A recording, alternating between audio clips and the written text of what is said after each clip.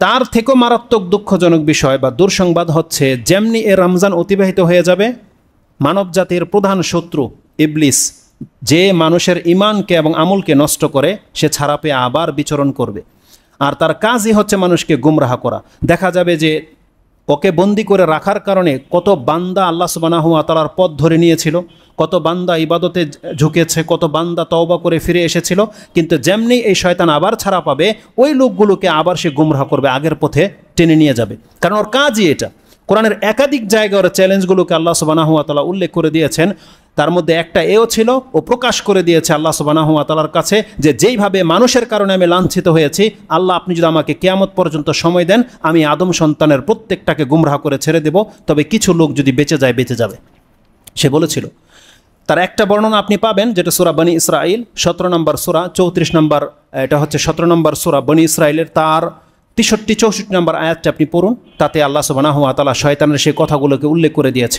যখন শয়তান গুমরা হয়েছে তখন সে বলছে যে তুই বিতাড়িত, তখন সে বলেছে আরাআইতাকা কালা আরাআইতাকা হাযাল্লাযী কাররামতা আলাইয়া লাইন আখখারতানি ইলা ইয়াউমিল কিয়ামা লাআহতানিকান্না যুররিয়াতাহু ইল্লা কালিলা।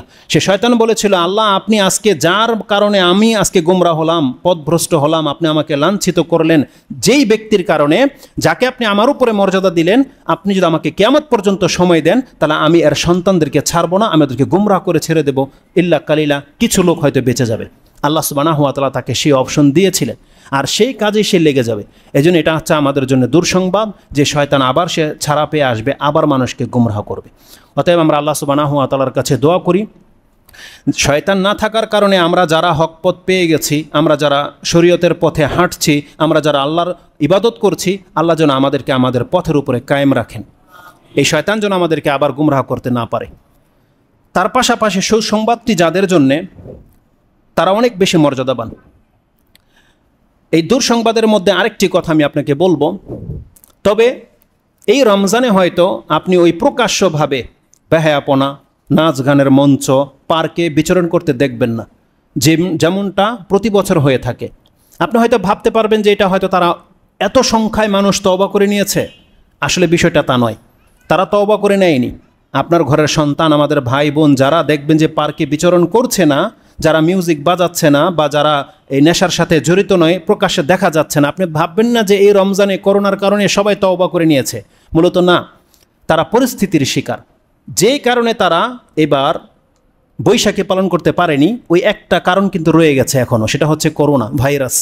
আল্লাহর ভয়ে নয়, বরং ভাইরাসের ভয়ে বা সমাজের মানুষ নিন্দা করবে বা প্রশাসনের চাপের কারণে তারা এই কাজগুলো করতে পারছে না। এবার যেই সমস্ত ব্যক্তিরা এই প্রশাসনের চাপে হোক, করোনার কারণে হোক, কোনো এক পরিস্থিতির কারণে হোক, এই সমস্ত পাপগুলো করতে পারছে না বিদায় তার মন খারাপ, অথচ তার অন্তরের মধ্যে পুরো চাহিদাটা রয়েছে, আপনি একটা সুসংবাদ নিয়ে নেন। আমাদের জন্য তো সুসংবাদ নয়, এটা আপনার জন্য সুসংবাদ। সেটা হচ্ছে এই যে আপনি ওই পাপটা করতে না করলেও আপনি পাপী, এটা আপনি জেনে নেন। নিয়তের ব্যাপারটা এত সেন্সিটিভ। একটা ব্যক্তি যখন কোনো ভালো কাজের নিয়ত করে, সেই কাজটা যদি সে না করতে যদি নাই বা পারে, তাহলে তো নেকি অবশ্যই পাবে। যদি নাও করে ইচ্ছা করে, তাহলেও তার নিয়ত থাকার কারণে আল্লাহ তার আমল নামায় ওই সেম ইবাদত করলে যে নেকি হবে তা লিখে দেয়। এটা ইমাম বুখারী রাহিমাহুল্লাহ তার কিতাবুর রিকাকে উল্লেখ করেছেন, যে হাদিসটা আপনি 6001 অথবা 6010 গিয়ে পাবেন, অথবা 6021, 3টা নাম্বার সার্চ করুন, আপনি পেয়ে যাবেন। অনেক আগে মুখস্থ করা আব্দুল ইবনে আব্বাস তার বর্ণনাকারী, তিনি বলেছেন যে যেই ব্যক্তি মান হাম্মা বিহা হাসানাতিন ফালাম ইউমালহা কাতাবাহাল্লাহু লাহু হাসানাতান কামিলা, যেই ব্যক্তি ভালো কাজের ইচ্ছা পোষণ করবে কিন্তু সে কাজটা সে করতে করলো না, আল্লাহ সুবহানাহু ওয়া তাআলা তার আমল নামায় ওই নেকিটা করলে, ইবাদতটা করলে যত নেকি হতো তার আমল নামায় লিখে দিবে সাথে সাথে।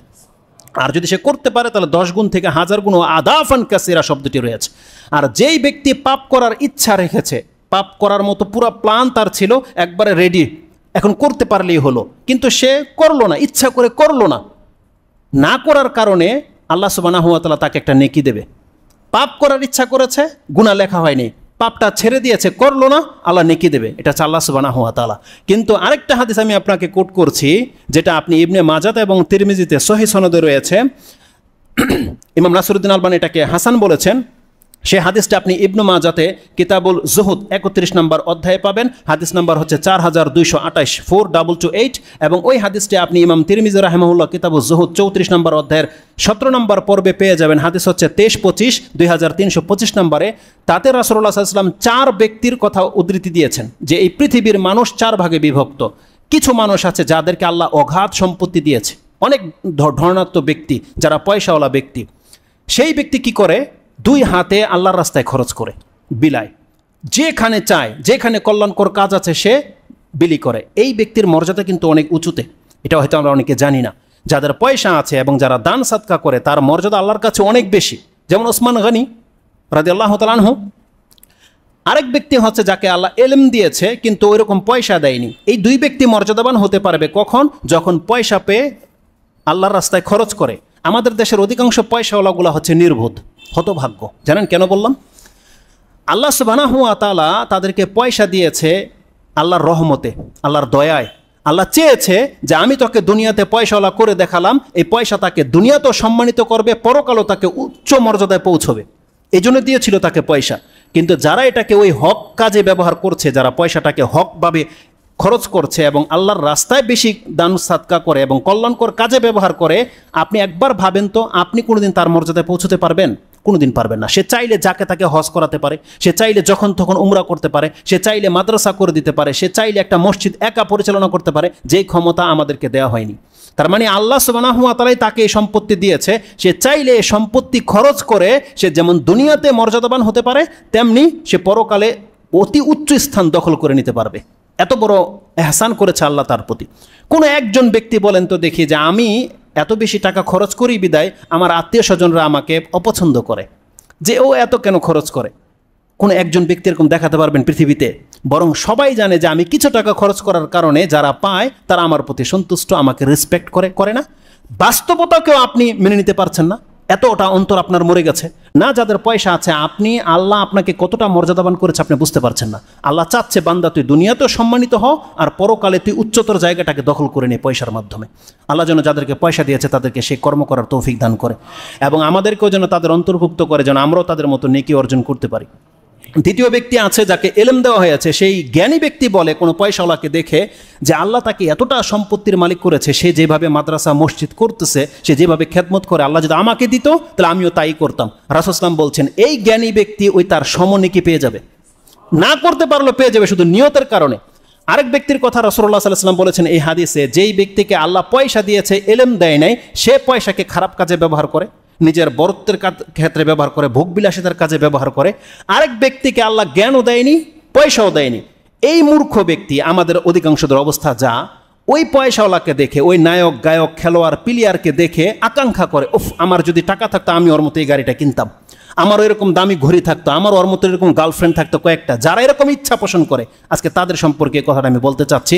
রাসূলুল্লাহ সাল্লাল্লাহু আলাইহি ওয়াসাল্লাম বলেছেন এমন একজন ব্যক্তি, ওয়ারাজুলুন লা ইউতিহিল্লাহু মালান ওয়ালা ইলমান, যাকে আল্লাহ ইলম দেয় নাই এবং ধন সম্পত্তি দেয় নাই, কিন্তু সেই ব্যক্তি ওই পয়সাওয়ালাকে দেখে, দেখেন 2টা ব্যক্তি তার আইডিয়ালে ছিল। যেই ব্যক্তি পয়সা পেয়েছে দান সাদকা করে, সেও কিন্তু ইচ্ছা সে করতে পারতো যে আমি তার মতো হমু, কিন্তু সে ওই ব্যক্তির মতো হতে চায়নি। সে কার মতো হতে চেয়েছে? ফিল্ম স্টার, কোনো নায়ক গায়কের মতো হতে চেয়েছে, যাদেরকে আল্লাহ অঢেল সম্পত্তি দিয়েছে কিন্তু তারা আয়েশ করে যাচ্ছে, তার মতো হতে চেয়েছে। রাসূলুল্লাহ সাল্লাল্লাহু আলাইহি ওয়াসাল্লাম বলছেন এই ব্যক্তি বলে লাউ কানা লি মালা হাজা মিসলু মালা হাজা, যদি আল্লাহ আমাকে এই ব্যক্তির মতো অর্থ সম্পত্তি দিত তাহলে কি করতো? লা আমিলতু মিসলা আল্লাজি আমিলা, তাহলে এই ব্যক্তি যে কর্মগুলো করছে, যেভাবে জীবন পরিচালনা করছে, যেভাবে লাক্সারি জীবন ক্রিয়েট করছে, আমিও তার মতোই হতাম। শুধুমাত্র এই ইচ্ছাটা তার পোষণ করার কারণে রাসূল সাল্লাল্লাহু আলাইহি ওয়াসাল্লাম বলেছেন ফাহুমা উযরুন সাওয়াআন, তাহলে 2 ব্যক্তি পাপের দিক থেকে সমান। ওই ব্যক্তি যে টাকা পয়সা দিয়ে পাপ কামাচ্ছে, আর এই ব্যক্তি শুধু তাকে দেখে ইচ্ছা করে করে পাপ কামাচ্ছে। এটা আমি আপনাকে এই জন্যই বলেছি যে আজকে এই পরিস্থিতির কারণে যারা তওবা করার কারণে পাপ ছেড়ে দেয়নি, বরং ঘরে বসে আক্ষেপ করছে, যদি করোনা না থাকতো সে তার গার্লফ্রেন্ডের সাথে এটা করতো, সে পার্কে এটা করতো, সে মিউজিক বাজাতো। যারা এই চিন্তা করে রেখেছেন, আপনি জেনে নেন আপনি আল্লাহ সুবহানাহু ওয়া তাআলাকে ভয় করে যেহেতু করেননি, অতএব আপনি নেকি তো পাচ্ছেন না, বরং ওই চিন্তা থাকার কারণে আপনি হচ্ছেন পাপী। কিন্তু আল্লাহ সুবহানাহু ওয়া তাআলা আমাদেরকে, যাদেরকে আল্লাহ সুবহানাহু ওয়া তাআলা হক পথ দিয়েছেন এবং তওবা করে ফিরে আসার তৌফিক দান করেছেন, আমরা আল্লাহর কাছে দোয়া করি, আল্লাহ তুমি আমাদের তওবাকে কবুল করো এবং আমাদেরকে তাদের পথে আরো পরিচালিত করো না যে পথ থেকে আমরা ফিরে এসেছি। তো আল্লাহ সুবহানাহু ওয়া তাআলা কতক মানুষ লাঞ্ছিত হবে বা দুর্ভাগা। সুসংবাদটি আপনাদের ওই সমস্ত ব্যক্তিদের জন্যে যারা এই রমজান মাসের হক আদায় করতে পেরেছেন। তাদের সম্পর্কে বৈশিষ্ট্য তো বহু শুনেছেন, আমি 2-3টা কথা আমি আপনাকে বলবো। আবু হুরায়রা রাদিয়াল্লাহু তাআলা তিনি বলছেন যে যেই ব্যক্তি আল্লাহর প্রতি ঈমান রাখে, রাসূল সাল্লাল্লাহু আলাইহি ওয়াসাল্লামকে নবী হিসাবে মেনেছে, 5 ওয়াক্ত সালাত আদায় করে, যাকাত দেয়, রমজান মাসের সিয়াম রেখেছে, তার মর্যাদাটা কি? ক্বালা রাসূলুল্লাহ সাল্লাল্লাহু আলাইহি ওয়াসাল্লাম মান শাহিদা আল্লা ইলাহা ইল্লাল্লাহ ওয়া আন্না মুহাম্মাদুর রাসূলুল্লাহ ওয়া ইকামিস সালাতা ওয়া সামা রমাদান কানা হাক্কান আলাল্লাহি আইয়ুদখিলাহুল জান্নাহ। এটা আল্লাহর উপরে হক হয়ে যাবে একজন নামাজি ব্যক্তিকে, একজন সায়েম ব্যক্তিকে, যে আল্লাহ তাকে জান্নাতে দেবেই দেবে। এটা আল্লাহর উপরে হক। এটা ইমাম বুখারী কোট করেছেন তার কিতাবে 17 নম্বর অধ্যায় গিয়ে এটা আপনি পেয়ে যাবেন। হাদিস নাম্বার হচ্ছে আপনার 2597। এই হাদিসটি ইমাম বুখারী কোট করেছেন 2790 নম্বরে পেয়ে যাবেন। রাসূল সাল্লাল্লাহু আলাইহি ওয়াসাল্লাম বলেছেন কানা হাক্কান আলাল্লাহি আইয়ুদখিলাহুল জান্নাহ, আল্লাহর উপরে এটা লাজিম হয়ে যাবে যে আল্লাহ তাকে অবশ্যই জান্নাত দেবেই দেবে। হাদিসের বর্ণনা কি আছে? হাজারা আও জাহাদা, সে জিহাদ করুক, হিজরত করুক বা নাইবা করুক, আও জালাসা ফি আরদিল্লাতি উলিদা ফি, সে যেই স্থানে জন্মগ্রহণ করেছে, মানে সে যদি তার ঘরে বসেও মরে যায়, সে যদি জিহাদে যেতে না পারে, সে যদি কোনোদিন হিজরত না করতে পারে, কিন্তু এই আমলগুলো করার কারণে তারপরও তার জন্য জান্নাত ওয়াজিব হয়ে যাবে, আল্লাহ তাকে জান্নাত দিয়ে দেবে। শুধু কি তাই, সায়েম ব্যক্তিদের সম্পর্কে রাসূল সাল্লাল্লাহু আলাইহি ওয়াসাল্লাম বলেছেন তাকে যেমন আল্লাহ সন্তুষ্ট করে দেয় প্রত্যেক ইফতারের সময়, আরেকটা সন্তুষ্টির জায়গা আছে যখন তার সাথে তার রবের সাক্ষাৎ ঘটবে। যখন সেই ব্যক্তির আল্লাহ সুবহানাহু ওয়া তাআলার সাক্ষাৎ ঘটবে, আল্লাহ তাকে সন্তুষ্ট করে দেবে।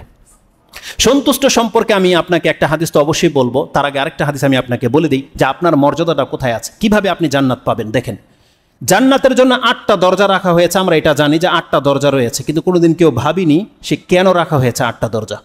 আপনি জেনে নেন 60টা দরজা হচ্ছে আপনার কর্মের মাধ্যমে জান্নাতে যেতে হবে। একটা হচ্ছে জিহাদের দরজা, একটা হচ্ছে দান সাদকার দরজা, একটা হচ্ছে সালাতের দরজা, একটা হচ্ছে সিয়ামের দরজা। এইভাবে 60টা দরজা রয়েছে আমলের উপরে।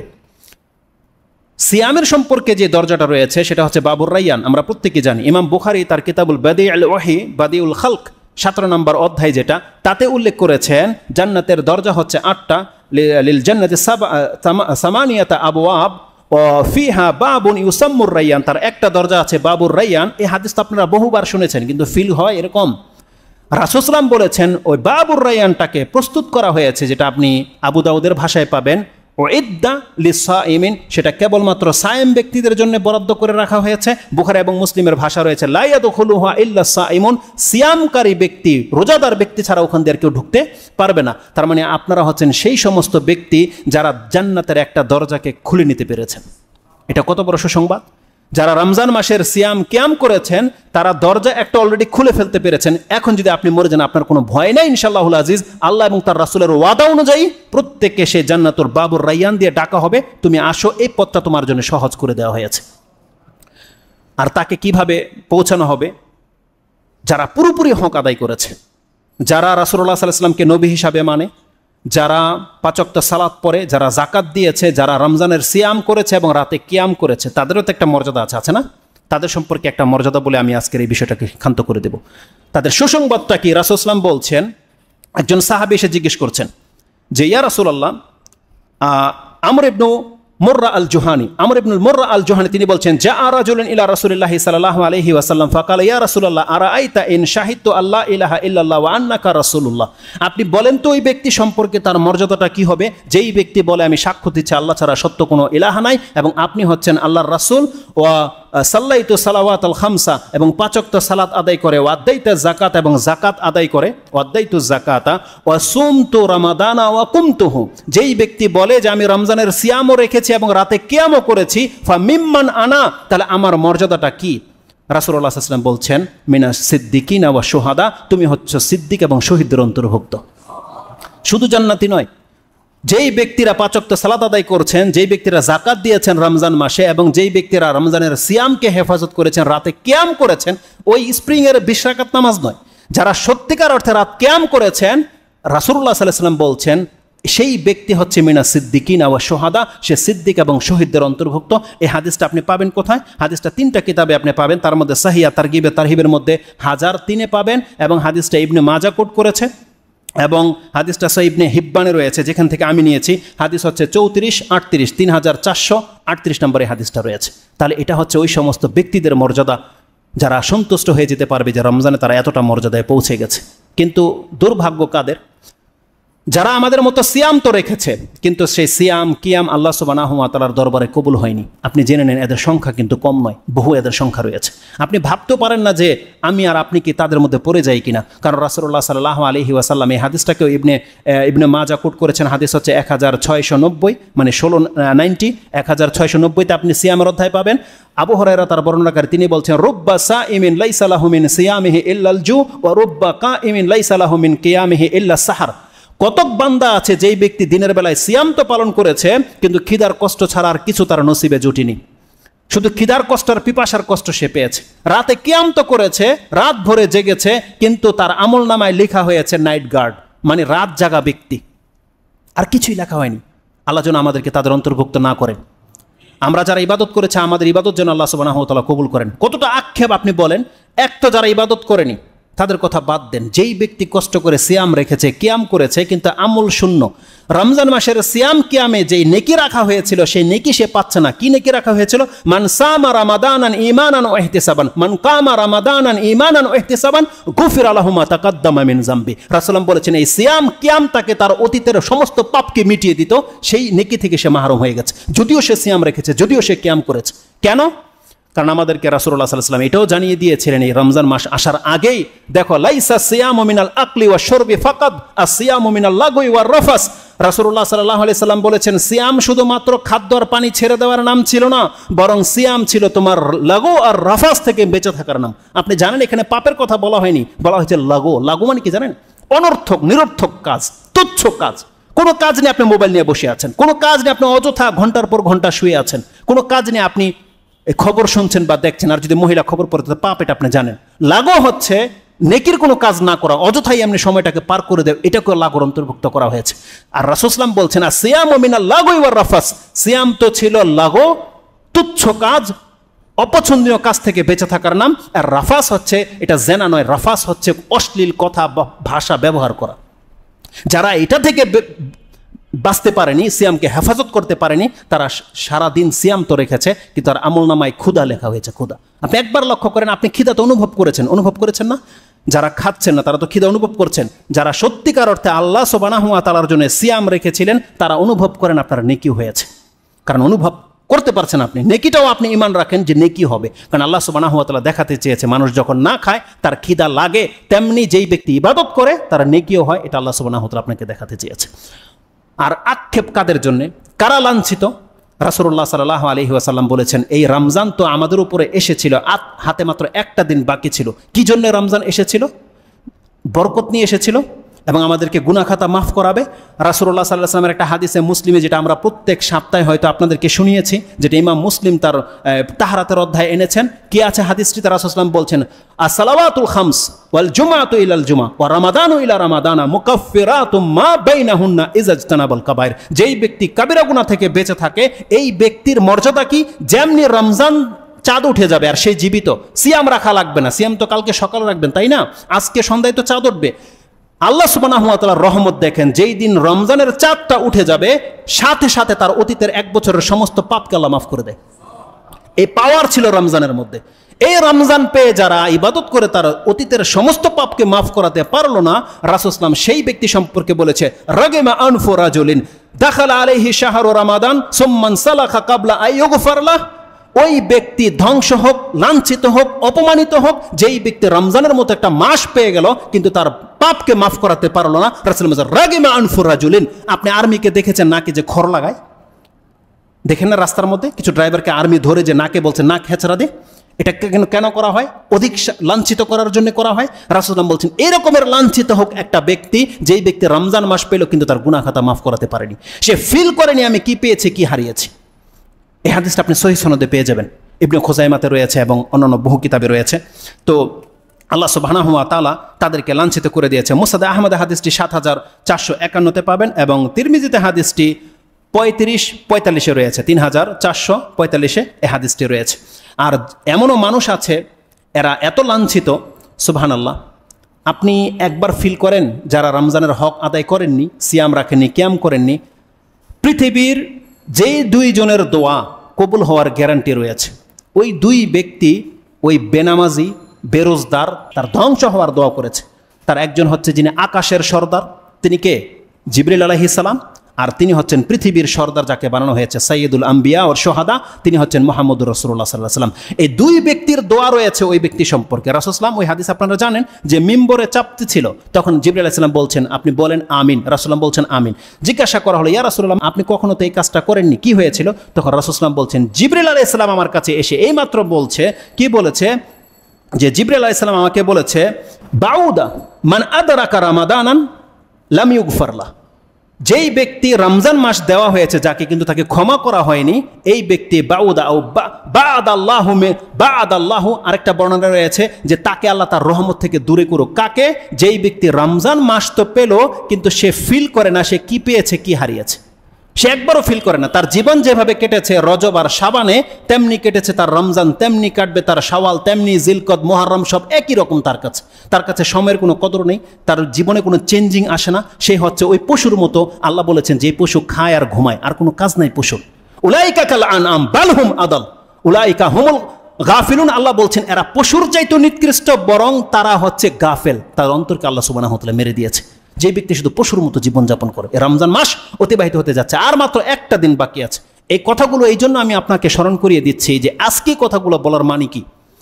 এই কথাগুলোর মানে হচ্ছে এই, যারা ঈদ পালন করবেন আপনি সন্তুষ্টির সাথে ঈদ পালন করবেন যে আমি আলহামদুলিল্লাহ রমজানের হক আদায় করতে পেরেছি, আমার মর্যাদা শহীদ এবং সিদ্দিকদের সাথে হবে ইনশাল্লাহ। যারা লাঞ্ছিত হয়েছে, যারা এতদিন সিয়ামগুলোকে নষ্ট করে দিয়েছেন, দেখেন আজকের সিয়ামকে আপনি হেফাজত করেন, আগামীকাল একদিন আপনার হাতে সময় আছে, আপনি সেই সিয়ামটাকে হেফাজত করেন। আল্লাহর কাছে ক্ষমার অঢেল, আল্লাহ সুবহানাহু ওয়া তাআলা হচ্ছে দয়াবান রাহিম। একদিনের সিয়ামে আপনার অতীতের সমস্ত পাপকে আল্লাহ মাফ করে দিতে সক্ষম। আপনি এই দুইটা রাতকে জাগেন। আজকের রাতটা হচ্ছে যেটা আসতে যাচ্ছে, এটা 29-এর রাত, বেজর রাত। আপনি ভাইবেন না যে কদর হয়ে গেছে, কারণ এই ডিসিশন নেওয়ার ক্ষমতা আমাদের কারো নাই। অতএব এটাও হতে পারে, কারণ আল্লাহ সুবহানাহু ওয়া তাআলা মানুষের মেন্টালিটির উপরে বিচার করে থাকে। যারা সত্যিকার অর্থে কল্যাণ চায় আল্লাহ তাদেরকে কল্যাণ দেবে, এটা ওয়াদা আল্লাহ সুবহানাহু ওয়া তাআলা করেছে। আর যার ব্যক্তি সত্যিকার আল্লাহ সুবহানাহু ওয়া তাআলার সাথে হিটলারি করে, আল্লাহ বলছেন ওয়ামাকারুল্লাহ ওয়ামাকার আল্লাহ, তারা যদি কৌশল করে, ছলনা করে, তাহলে আল্লাহর কৌশল তাদের চাইতে অনেক বেশি পাওয়ারফুল। আল্লাহ তাদেরকে মাহরুম করে দেবে। অতএব কোনো গাফলিতে নয়। একটা রাত আছে, এমন ভাববেন না যে 4 রাত হয়ে গেছে আপনি আমোদ প্রমোদ করবেন না। আজকের রাতটা কদর হতে পারে।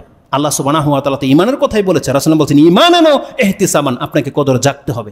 অতএব এই একটা রাতটাকে খেলতামশা করে আমাদের যেন পার না করি। আল্লাহ যেন আমাদেরকে তার বন্দিগি করার এবং তার দিকেই ফিরে যাওয়ার আমাদেরকে তৌফিক দান করে। আমরা যারা ইবাদত করেছি, আল্লাহুম্মা তাকাব্বাল মিন্না সিয়ামানা ওয়া কিয়ামানা ওয়া রুকুআনা ওয়া সাদাকাতিনা ওয়া কিরাআতুল কোরআন। আল্লাহ আমরা যারা সিয়াম রেখেছি, কিয়াম করেছি, দান সাদকা করেছি, কোরআন তেলাওয়াত করেছি, আল্লাহ তুমি আমাদের ইবাদতগুলোকে কবুল করো, আমাদেরকে খালি হাতে ফিরিয়ে দিও না। এবং সংক্ষিপ্ত পরিসরে 5 মিনিট আমার হাতে সময় আছে, আমি ফিতরা সম্পর্কে দুটা কথা না বললেই নয়। তারপরে ঈদের দিন আমি ব্যক্তিগতভাবে পছন্দ করি না যে ঈদের নামাজ হোক, মসজিদে কায়েম হোক যেভাবে আপনারা এসেছেন। কেননা যেহেতু পরিস্থিতির শিকার আমরা, আমাদেরকে আমাদের বড়দের কথাকে ফলো করতে বলা হয়েছে। যেটা আমরা যাদেরকে সালাফ মানি তাদের এই মাসলাগুলো হচ্ছে এই যে জনস্বার্থে না করাটাই উচিত। কিন্তু আমাদের দেশের প্রেক্ষাপটে আলেমরা যে ডিসিশন নেবে সেটা আমরা করব। যদি সমস্ত মসজিদেই নামাজ হয় তাহলে হবে। আপনাদের জন্য করণীয় হচ্ছে, আপনি যদি যেটাকে ভালো মনে করেন, আপনার কাছে 2টা অপশন আছে। আপনি রাসূল সাল্লাল্লাহু চরিত্রের মতন হওয়ার চেষ্টা করেন। যখনই রাসূল সাল্লামকে 2টা অপশন দেওয়া হতো, 2টাই জায়েজ, তাহলে রাসূল সাল্লাম ওইটাকেই গ্রহণ করতো যেটা একটার তুলনায় বেশি সহজটাই রাসূল সাল্লাম গ্রহণ করতো। আপনাকে যখন ফতোয়া দেওয়া হচ্ছে তুমি চাইলে জামাতে আসতেও পারো, ঘরেও পড়তে পারো, তাহলে আপনার জন্য যেটা সহজ হবে আপনি ওটাকে গ্রহণ করবেন। বেশি পরহেজগারি আপনি দেখাবেন না, এটা আমাদের দাবি। আর যখন আপনারা মসজিদে আসছেনই, আপনাদের এই জিনিসটা বা হারামে যেটা হয়েছে, আমি 2টা ভিডিও ক্লিপ দেখেছি, 1 তারিখ থেকে 20 তারিখ পর্যন্ত আমি তারাও এগুলো দেখেছি। আমি ইমামদের মধ্যে এই গ্যাপ দেখতে পাইনি। ইমামদের যারা পেছনে ছিল তারা কিন্তু ফাঁক হয়ে দাঁড়ায়নি, কিন্তু মুক্তাদি যারা ওই মাতাফের মধ্যে সালাত আদায় করেছে তারা এইভাবে 3 ফিট 4 ফিট দূরে দাঁড়িয়েছে। এর কি মাসলা আসলে এটা আমি জানি না, এর কোনো দলিল আছে কিনা আমার জানা নাই। তবে আমার মনে হয় যে আমাদের বড়দের মধ্যেও কেউ কেউ এটাকে অপছন্দ করেছে, এটা চলবে না। লজিক বুঝান, আমার একটা যুক্তি বুঝান। আপনারা যারা এসেছেন, আল্লাহ না করুক ওখান থেকে কোনো এক ভাইয়ের করোনা সিমটম রয়েছে, সে সেজদা করেছে তার জায়গায়, ওই জায়গাতে সেই লক্ষণটা রয়েছে কিনা, এখন আপনি বের হবেন কোন দিক দিয়ে? এদিকে যাবেন না? তাহলে আপনার পায়ে লাগবে না সেটা? তাহলে আপনার এই গ্যাপ আপনাকে করোনা থেকে বাঁচাতে পারবে? এরা করোনা রোগী যারা গ্যাপ হয়ে বসেছেন, আপনারা করোনার রোগী। তাহলে আপনার যদি সিমটম থেকে থাকে, আপনি যদি অসুস্থ ফিল করছেন, আপনি এক পাশে গিয়ে দাঁড়ান। আপনি আসছেন যে এটা আপনার ভুল হয়েছে। কেন আসলেন আপনি? প্রথমত আপনি হারাম কাজ করেছেন মসজিদে এসে। আপনি যখন সুস্থ তখন এসেছেন, অতএব আপনাকে ফাঁক হয়ে দাঁড়ানোর কি যুক্তি আছে আমার জানা নেই। আপনার এখানে লাগলে করোনা হবে না, এখানে লাগলে করোনা হবে না তো আপনার। অতএব যারা সুস্থ তাদেরকে ফাঁক হয়ে দাঁড়ানোর কোনো অনুমতি আমার মনে হচ্ছে নাই।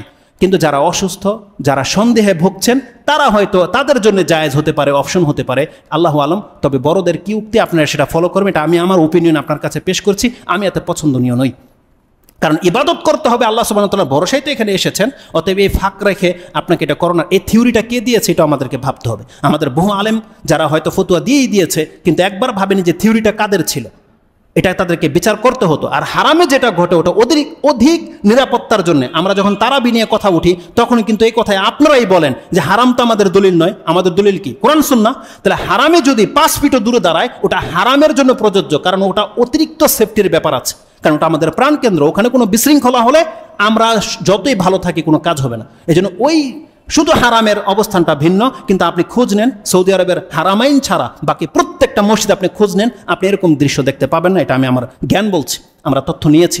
অতএব এটা আপনাদের বিবেকের উপরে ছেড়ে দিলাম।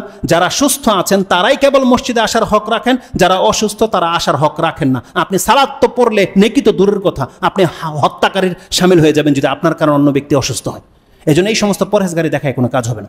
তো ফিতরার ব্যাপার যেটা আমি আপনাকে বলবো, আপনারা সবাই মাসলা জানেন, ফিতরা আমাদেরকে খাদ্য দিয়ে দিতে হবে। আর এটা প্রত্যেকটা ব্যক্তির উপর এটা ফরজ একটা ইবাদত। আপনি হয়তো ভাবেননি এটা আপনার পকেট থেকে দান সাদকা খরচ করার মতন ইবাদত, এটা নয়, এটা স্বতন্ত্র একটা ইবাদত। আপনি একবারও ভাবেননি ফিতরা একটা গোলামের উপরে ফরজ করা হয়েছে, যেই গোলামের ব্যক্তি মালিকানা নেই। আপনার কোলের বাচ্চাটার উপরে ফিতরা ফরজ, যার ব্যক্তি মালিকানা ক্ষমতাই নেই ইনকাম করার, তার উপরে ফরজ। তারা শরীয়তের ভিন্ন একটা ব্যাপার হচ্ছে ফিতরা। এটাকে আপনি খেলতামশা মানে হালকাভাবে দেখেন, 2.5 কেজি চাউল মাত্র কত 70 টাকা আপনি দিয়ে দিলেন না। ইবাদতের গতিতে চলবে। আপনি জানেন 2.5 কেজি খাদ্যের মূল্য কত?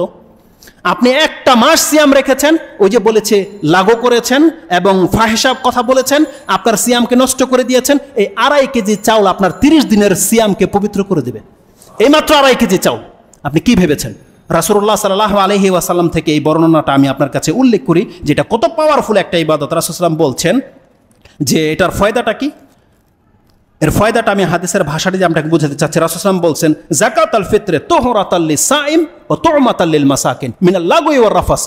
তুহরাতাল লিসাইম মিনাল লাগwi ওয়ার রাফাস, এই লাগু শব্দটা এখানে রয়েছে। যে লাগু আপনার সিয়ামটাকে নষ্ট করে দিয়েছিল, আল্লাহ সুবহানাহু ওয়া তাআলার দয়া দেখেন। আল্লাহ বলছেন, বান্দা তোরে এই 2.5 কেজি চাউলের ফিতরা তোরে পুরো 1 মাসের লাগুকে মাফ করে দেবে, পবিত্র করে দেবে, পবিত্র করে দেবে আপনাকে।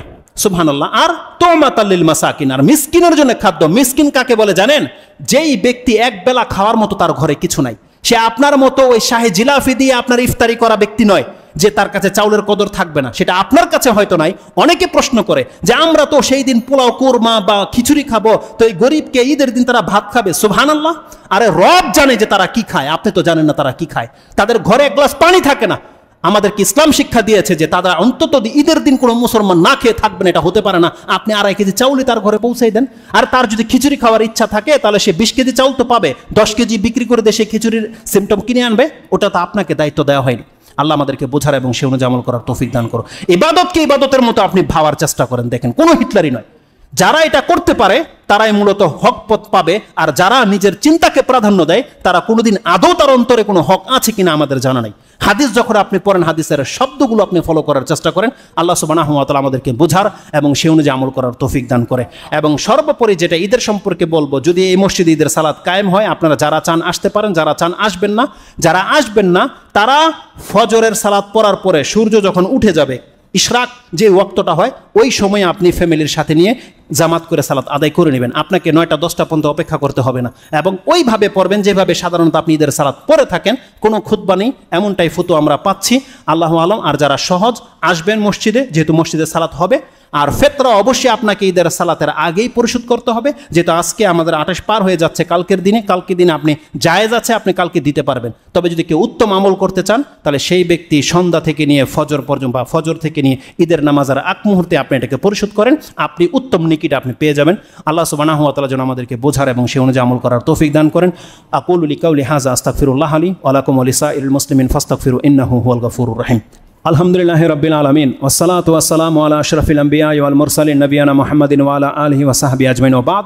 যাদের ফিতরা এবং ঈদের সম্পর্কে কোনো কিছু জানা থাকবে সেটা বিভিন্ন আলেমদের কাছ থেকে জেনে নেবেন, ওটা এখানে ডিটেলস করছি না। তবে আমাদের কাছে দুঃখজনক একটা, দুঃখ বলবো না অবশ্যই, এটা আমাদের জন্য সুসংবাদ, বা আমাদের ওই 3 ভাইয়ের জন্য সুসংবাদ। আপনারা জানেন যে আমাদের বিজ্ঞ 3 জন আলেম আল্লাহ সুবহানাহু ওয়া তাআলার ডাকে এই মাসে সাড়া দিয়েছে, তারা ইন্তেকাল করেছে। একজন বিশিষ্ট এবং বরকতপূর্ণ 3 জন ব্যক্তি, কারণ প্রবীণ যারা তাদের মধ্যে বরকত থাকে, যারা মুরব্বী আলেম তাদের মধ্যে বরকত থাকে। আপনারা প্রত্যেকে হয়তো নেটে দেখেছেন, ইন্ডিয়ার একজন বড় যিনি জমিয়তের আইনুল বারী স্যার, তিনি মারা গেছেন, এবং ডক্টর ইলিয়াস আলী আমাদের প্রাক্তন সভাপতি ছিলেন আগের, তিনিও মারা গেছেন। এবং গত বুধবার 27-এর রাত যেটাকে বুঝায়, সেই রাতে আমাদের আরেকজন বিজ্ঞ আলেম অধ্যাপক মুবারক আলী রাহিমাহুল্লাহ তারা ইন্তেকাল করেছেন। আমরা প্রত্যেকে তাদের জন্য দোয়া করব, আর দোয়াটা হবে এরকম: আল্লাহুম্মা গফির লানা ওয়া লাহুম, আল্লাহ আমাদেরকে এবং তাদেরকে ক্ষমা করে দাও, আল্লাহ আমাদেরকে এবং তাদেরকে ক্ষমা করে দাও। যে কোনো ক্ষেত্রে কারোর জন্য যদি দোয়া করতে হয়, দেখেন আপনি আগে নিজের জন্যই করবেন, এটাই হাদিসে রয়েছে। উম্মে সালামা রাদিয়াল্লাহু তাআলা যখন রাসূল সাল্লাল্লাহু আলাইহি ওয়াসাল্লামকে এসে বলছেন যে ইয়া রাসূলুল্লাহ, আবু সালমা ইন্তেকাল করেছে, আমি তার জন্য কি বলবো? রাসূল সাল্লাল্লাহু তুমি বলছেন যে তুমি বলো আল্লাহুম্মা গফিরলি ওয়া লাহু, আল্লাহ তুমি আমাকে এবং তাকে ক্ষমা করে দাও। অতএব আমরা বলি আল্লাহ তুমি আমাদেরকে, যারা এখানে উপস্থিত হয়েছে, আমাদেরকে ক্ষমা করে দাও এবং তাদেরকে ক্ষমা করে দাও। এবং আল্লাহ সুবহানাহু ওয়া তাআলার কাছে আমরা দোয়া করি, আল্লাহ যে ফিতনা পতিত হচ্ছে এবং এরপরেও যত ফিতনা আসবে, যা কিছু আসুক না কেন, আমরা যেন আমাদের দিন থেকে সরে না যাই। আল্লাহ সেই ফিতনা থেকে তুমি আমাদেরকে হেফাজত করো। আল্লাহুম্মা ইন্না নাউযু বিকা আন নারজিয়া আলা আকাবিনা, আল্লাহ আমরা তোমার কাছে আশ্রয় চাচ্ছি, আমাদের দিন থেকে পিঠ ফিরানো থেকে আমরা তোমার কাছে আশ্রয় চাচ্ছি, এবং ফিতনায় পতিত হওয়া থেকে আমরা তোমার কাছে আশ্রয় চাচ্ছি। আল্লাহ তুমি আমাদেরকে আশ্রয় দান করো, আল্লাহ তুমি আমাদের ইবাদতগুলো কবুল করো। রব্বানা তাকাব্বাল মিন্না ইন্নাকা আনতাস সামিউল আলিম ওয়া তুব আলাইনা ইন্নাকা আনতাত তাওয়াবুর রহিম। আল্লাহুম্মা আরিনাল হাক্কা হাক্কান ওয়ারযুকনা ইত্তিবাআ ওয়া আরিনাল বাতিলা বাতিলান ওয়ারযুকনা ইজতিনাবা। আল্লাহুম্মা ওয়াফফিকনা লাইলাতুল কদর, আল্লাহুম্মা ওয়াফফিকনা লাইলাতুল কদর।